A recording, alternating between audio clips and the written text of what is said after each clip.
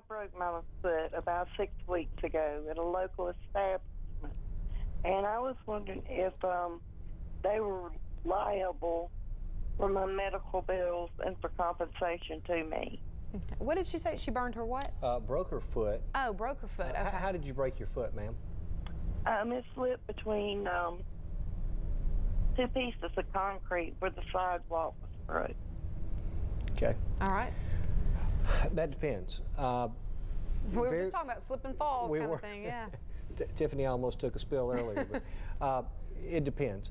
You're in a situation where if the area where you slipped or tripped was defective or unreasonably dangerous, you could be in a situation where you could recover from the property owner. Now, a big misconception is that if I fall on your property, then regardless of the facts, you should be held responsible for my medical bills or for my for compensating me for lost wages, pain and suffering, that sort of thing.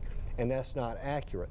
Now, sometimes there will be what's called MedPay coverage on a particular policy. So you'll have to call and you'll have to ask whether or not, if it's a situation where they're not liable, they weren't on notice of a particular situation. They weren't on notice that there was a hazard on their premises. Then you still may be able to get your medical bills paid for if you don't have health insurance, or your out-of-pocket expenses if you do have health insurance through that MedPay coverage. So you'd need to call the company, you need to get in touch with an adjuster, and that adjuster will be able to answer for you whether or not there is medical payments coverage that could pay for some of those bills. And a lot of times that can be anywhere from $1,000, $5,000, $10,000 that could go to you, and it doesn't matter who was at fault.